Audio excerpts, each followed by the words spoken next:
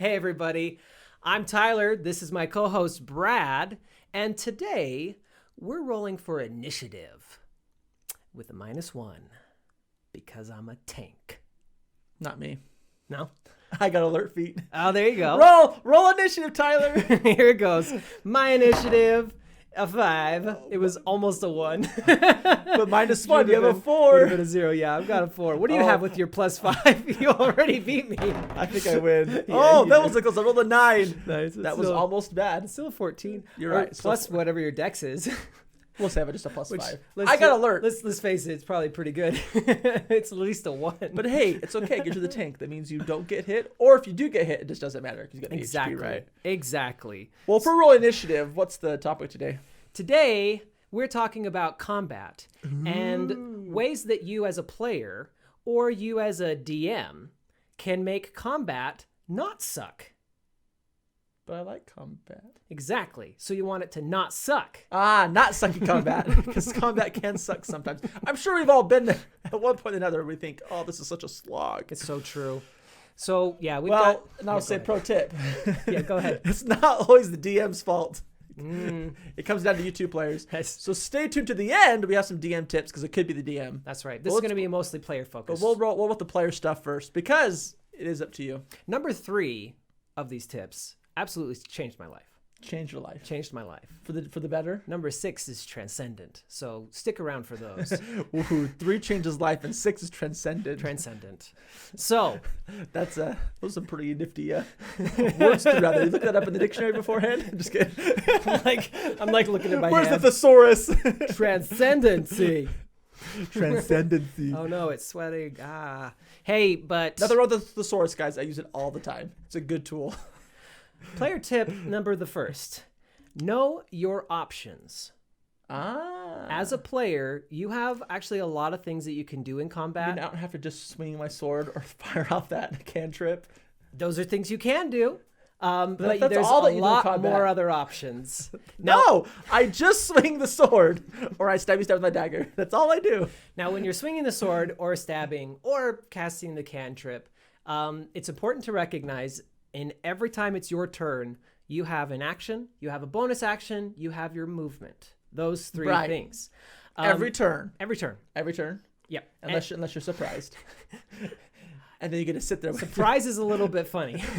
We're not going to surprise right now. We'll come back to that. But yes, action, bonus action, movement. I like it.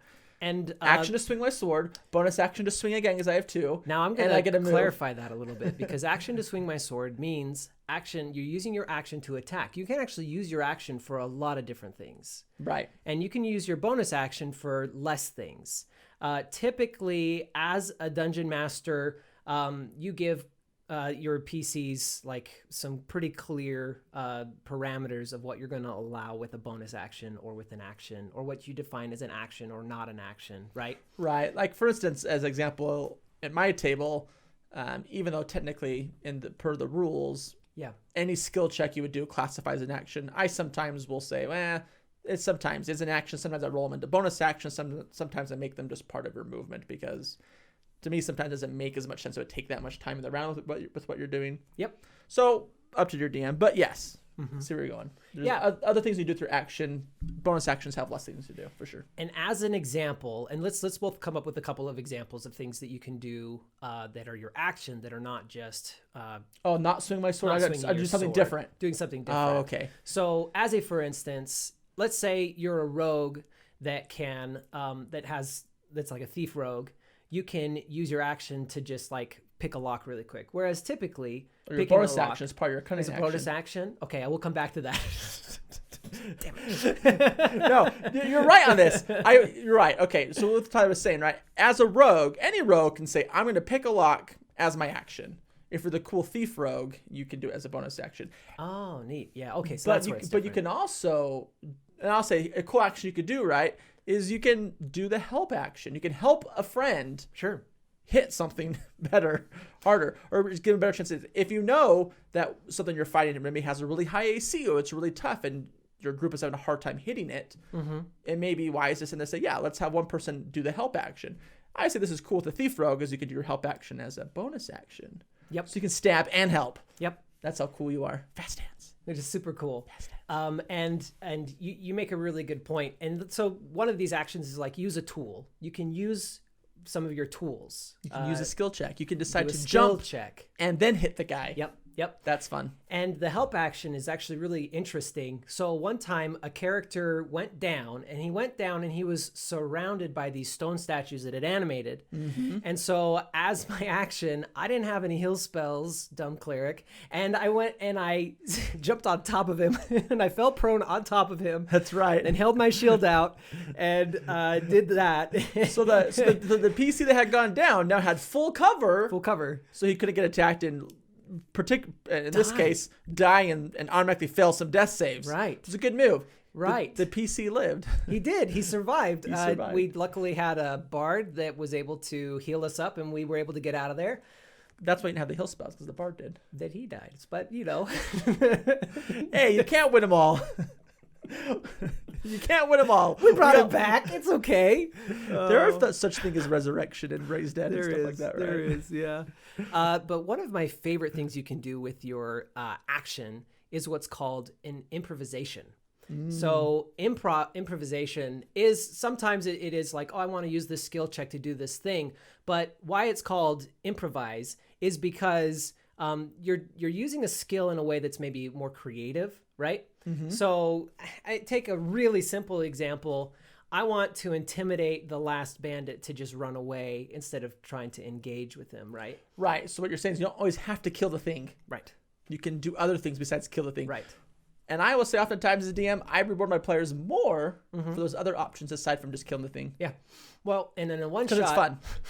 In a one shot pretty recently, I was playing a different bard, and I was fun. like, okay, I'm going to improvise. I want to like reason with the other creature. And so I cast this spell so that I could understand it, and I started to try to talk to it, and I was miming things and being like, we don't have to fight. I understand that, you know, you're the person to talk to get up in this organization. Like, we've got some inroads for us. We're looking to move up, join up and move up and all that stuff.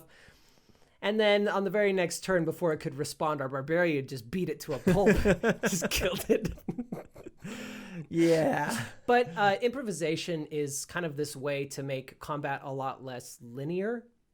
Right. I mean, and I would agree. For instance, you could say, I can walk up and just attack it, but you can say, well, I want to improvise something a little different. I can't swing my sword, or maybe you can decide, well, I want to jump. I'm going to do an athletics check. I want you to jump up and come down on the creature. As a DM, I said, great, make your athletics check. If your roll goes really well, I'm going to say, yeah, you land the attack on the guy because you rolled really well. Yep. But you also knock him prone. Right. Cool. Yeah. Because you decided to take a lot more effort and put a little more into your improvised action, right? Yeah. You're still attacking, but you added more onto it. So. Yeah, exactly. Stuff like that's really, really neat. To make combat fun, other than just I walk up and roll my dice and swing my sword. Absolutely. Along those lines, part of the reason why combat tends to turn into a slog is just because it gets really slow. So another item that we practice at all of our tables is we encourage people to basically prep their turn while it's not their turn. Pre-roll your damage. Right. And I would say if you're going to prep your turn when it's not your turn, so if your turn just happened and it's going to the next person in the initiative order, and you have just a full start of the turn to go, I would say, just kind of going back to the previous point real fast, this really works well if you know what you can do. If you don't know what you can do, you're not going to know what to prep ahead of time. Right.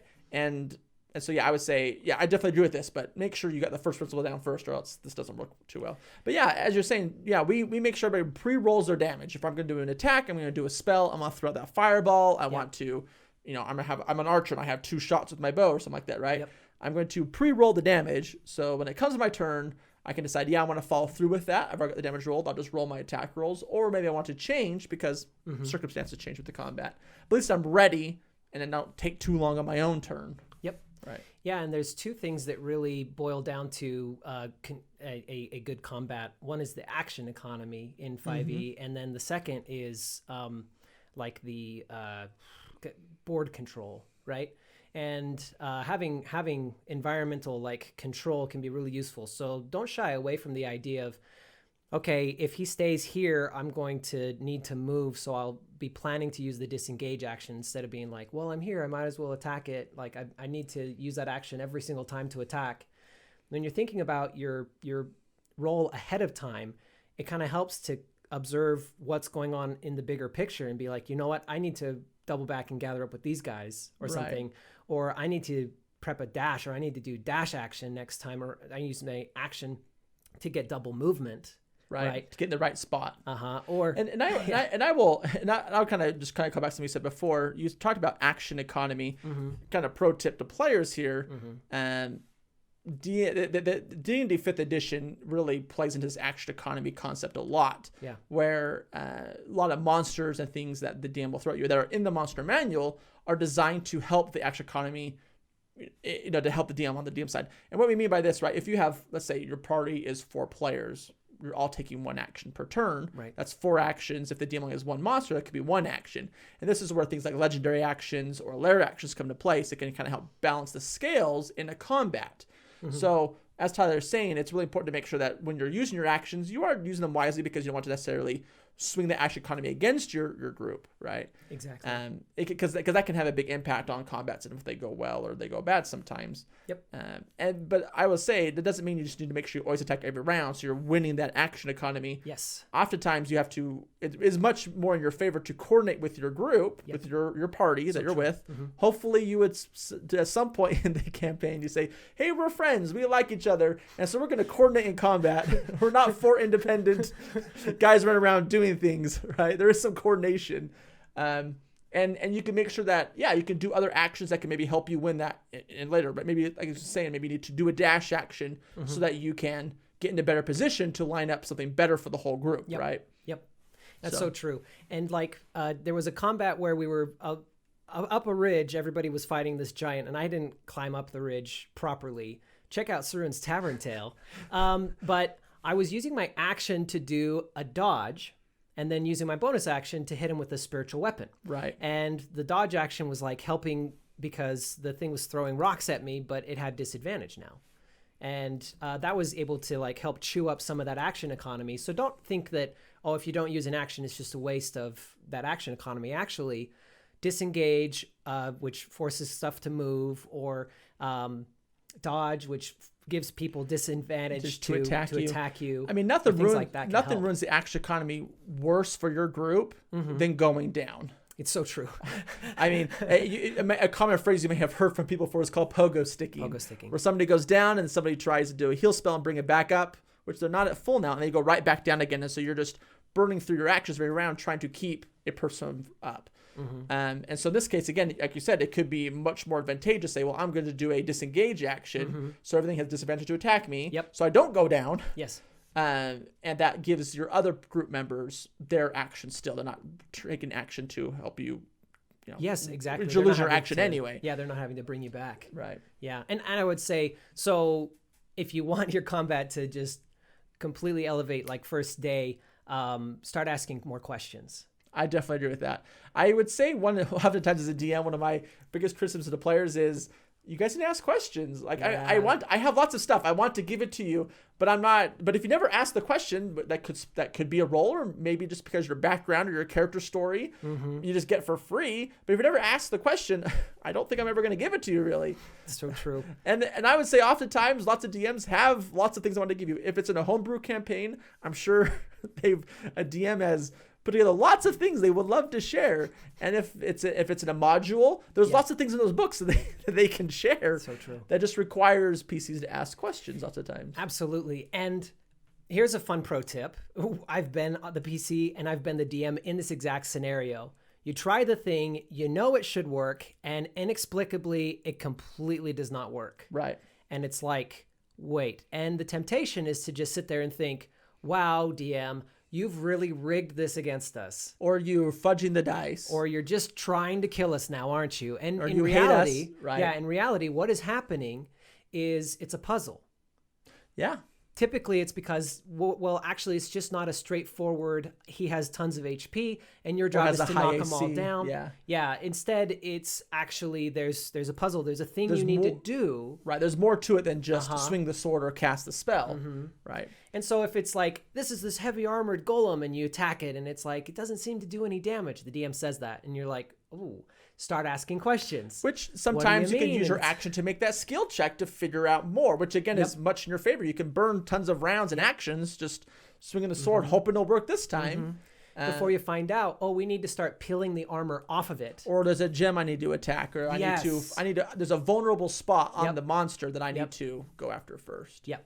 And so being aware of kind of those cues from the DM can absolutely like help you know when to ask questions. But then beyond that, being aware of your surroundings can yield like opportunities for creativity. If you want to like knock something prone, that's cool. If you want to knock something prone off of a ledge, that's cooler, you know? or use the shove action to push them into lava. That's really fun. I did this once. We had this combat one time, and I was not the DM. I was the player. Yes. And my character had died. So you gotta. And so I brought back this dwarf guy. Yeah. And I was like, I was gonna just push people around. I wanted to be this dwarf that just push people around. We were like level 4 or 5. Yeah, so I got a feat. And I was like, yeah, I'm getting the shield master feat. I'm going to whack with an axe, and then I will bonus action push with my shield. And we happened to be in this fun environment that had just lots of lava around us. And I was like, well, the lava, I think, and I kind of speculating, and I'm like, I think lava does more damage than my axe will. So I was like, I'm just going to push. And I started running around pushing people. And I was really good at it because I built for it. It was hilarious because the next round after, all the other people in the group were like, yeah, that's a good idea. Everybody started pushing people in the lava. And at first I was like, oh, you're just kind of copying me. But I was like, actually, yeah, that's a pretty good idea. Yeah. And I made the combat, was supposed to probably be a pretty difficult combat, fairly easy. Because we just all shoved it in the lava. Well, that last really big thing, we kited it out to this ledge that I had put a bunch of ball that's bearings right. on, and then you just knocked them up, and the ball bearings gave you advantage. It was gone. Just rolled up off the edge. Oh, it was great. So again, there's lots of other ways you can do combat other than just swinging the sword, right? Yeah. And I would say, so that tip, look at the environment. What is around you in the combat? Yep. Are there trees? Are there ledges? Is there lava? Is there water? Like what things can you do that can interact with that to help make the combat differently? Exactly. Which can spice it up for you as a player, make you more fun, but also just maybe give you an alternate way to win the fight. Yeah, and I come back to one of my very first like moments. I did something like this in a TTRPG. We're playing Pathfinder, and I had this tattoo that gave me a spell, Geyser, which blows something up in the air like 30 feet, and then it lands. So they were on an airship flying through the air like pretty fast. I turned to the DM and I said, about how fast are we flying? And I think I was like 120 feet around. Yeah, so it's like pretty fast. And I was like, okay, cool. So I activate, because I had taken a hit from this like assassin thing. It was doing lots of, these guys were not, were no joke kind of, they're assassins. They're meant to kill you pretty fast. Quick. And if I had stuck around with him, I was like close to him. If I had stuck around there, the next round, he would have probably taken out the rest of my hit points. So I wanted to push him away from me. And so that's when it sparked. I was just like, how fast are we going? So I geysered him up, and he just gone. That was gone. That was it. That wouldn't have done anything to an assassin on hard ground, because they probably would have not taken any fall damage. Down. Yeah. And kudos to you too. The assassin failed the save on it. Yep. But still, it was a great condition. He didn't have to even swing his sword. Nothing. There was nothing lethal about it except for the fact that he's falling through the air. Yeah, and so pay attention to some of those spells that people maybe think are kind of less useful. It's like, actually, they could be really useful. Like, you're standing a little far enough away that the guy can't hit you with his giant axe. You don't know if he can understand you, so you use the spell Sending. You talk directly into his brain. That's a clever idea. And you say stuff to him, and you go, hey, it's me. We don't have to fight. Let's deal instead. Right. And you try to persuade him. Anyways. But I mean, again, there's lots of options open to you. I would say sometimes when you go into combat, you may say, well, I'm just going to do stuff that deals damage. But there could be lots of options open to that. I mean, you may sit there and say, well, this is only really a spell for a social situation or a puzzle or exploration type situation in the game. And you could still probably use that in combat in some clever way, but you got to think about it. Absolutely. Well, and the last tip we have with players is that as you're asking questions to the DM and as you're paying attention to your surroundings, you should find ways to say yes to the scenario or the puzzle.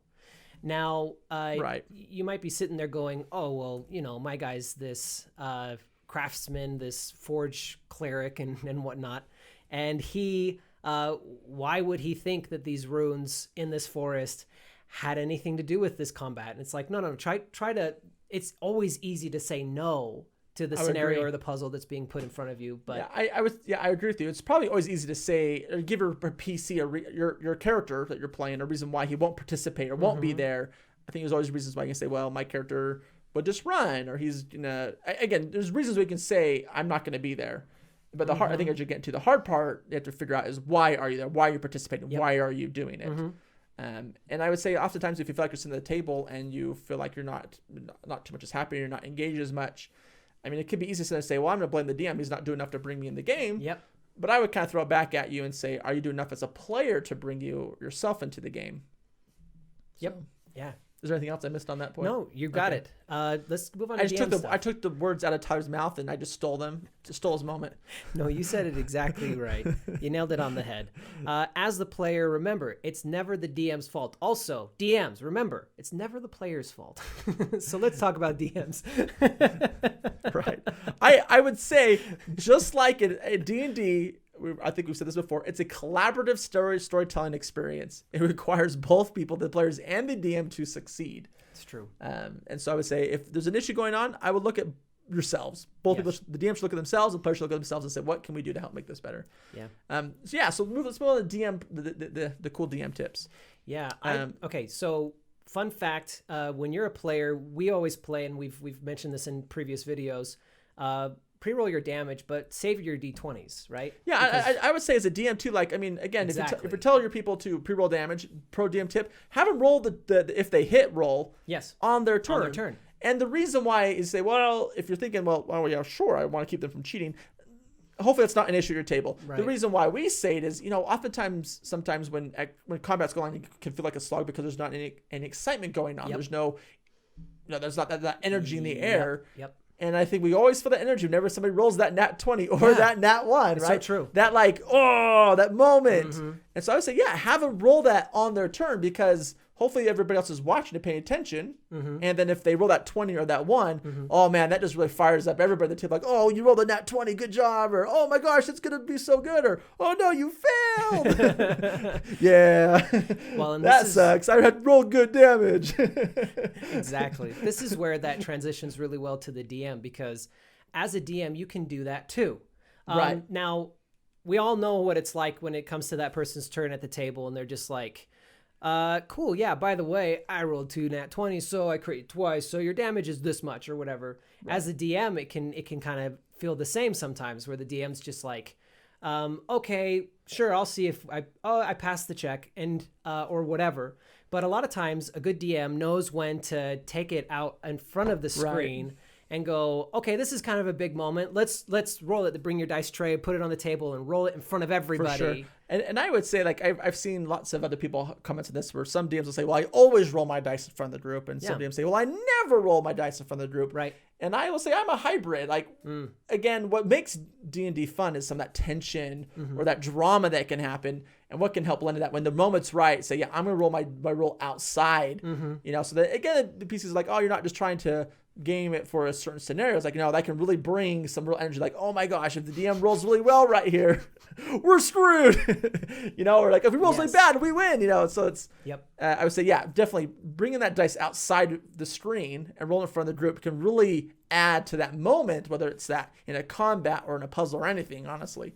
But play that by ear. But I definitely would agree with you to say, find those moments to bring that dice in front of the screen and roll it. This is an important practice to know when to use it. And depending on your table culture, having it all the time is a great idea.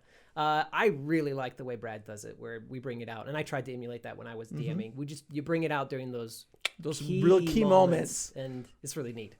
That said, you are the writer of the scenario. You are the writer of the environment. Right.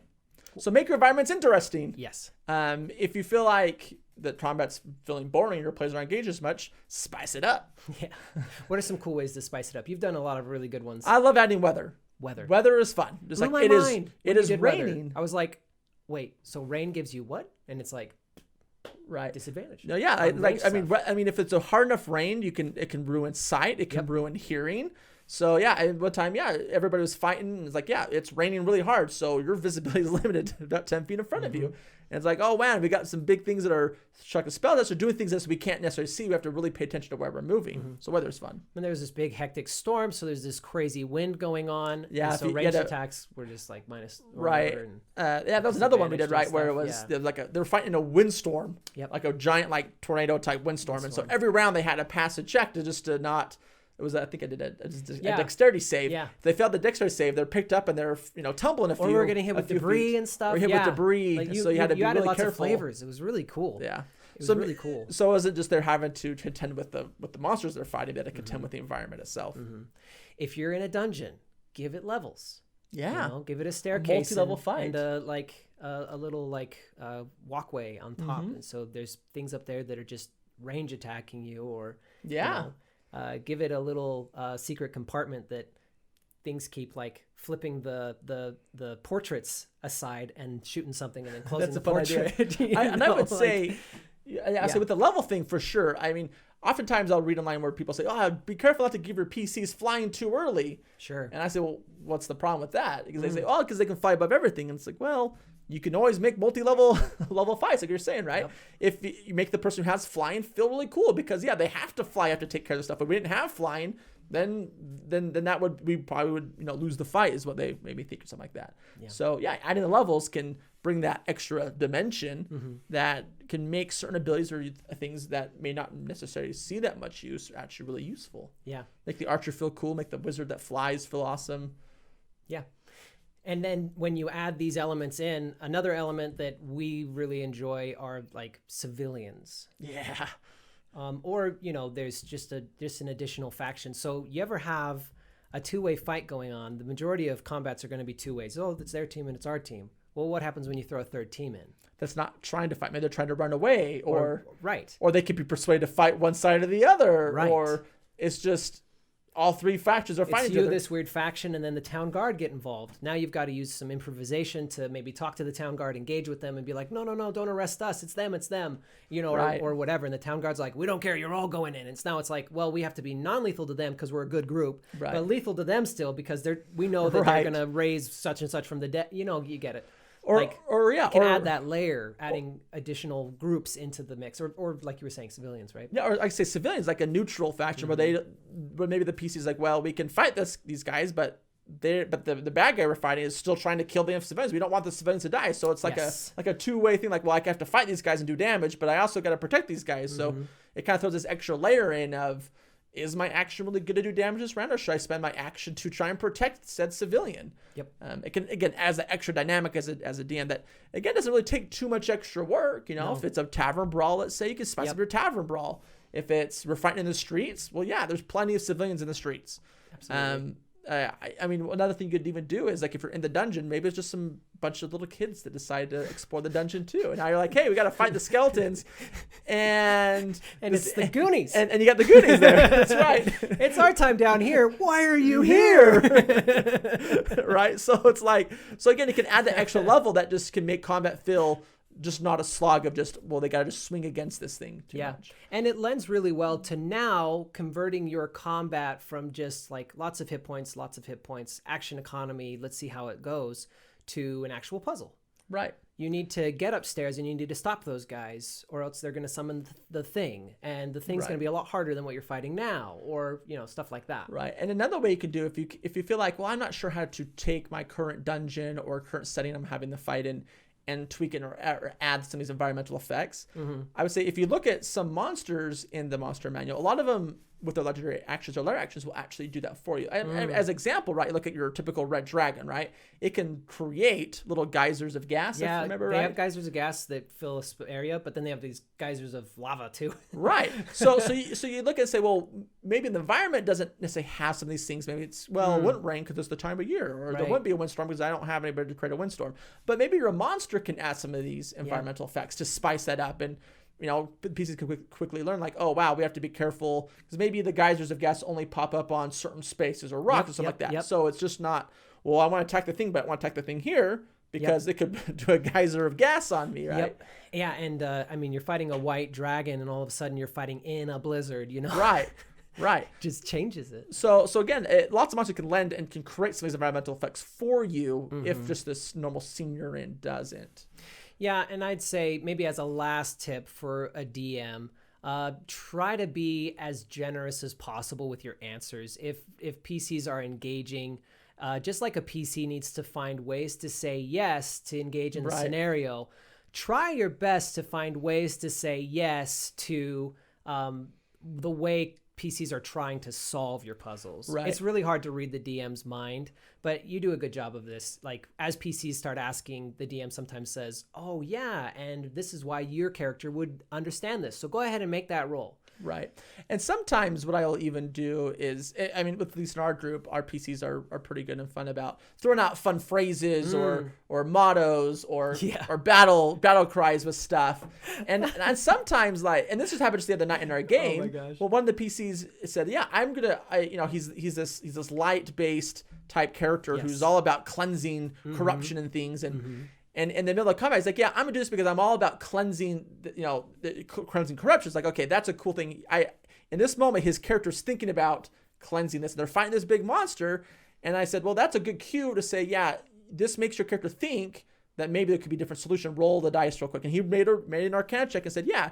And at the time, they were trying to, cleanse this corrupted druid grove. Right. And at the time, they're deciding, well, if we can just, destroy the things that make this grove work, this will, then that which was a good solution.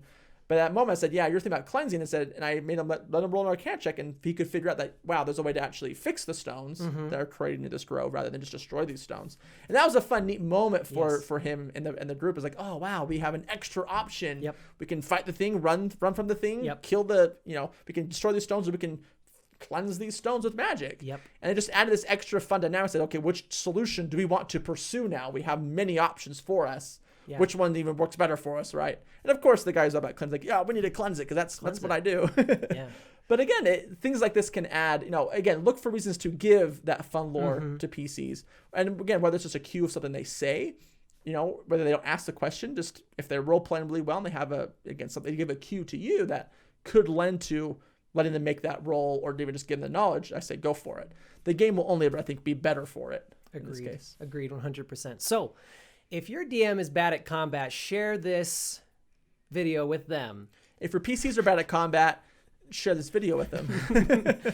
Also, don't worry, we won't tell them that you think that they suck at combat. Tyler, you just said that right now. That's cool. Nobody really don't let them see the end of the video if it's a PC. Make them cut. No, watch the end of the video.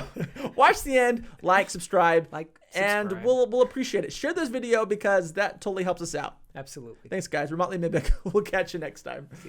Yeah, the shopkeeper says that's 10 gold. So, oh yeah, they're very interested in. Holy crap, a Pikachu! Okay. Just a second. God damn. Come on. Yes. What was the question?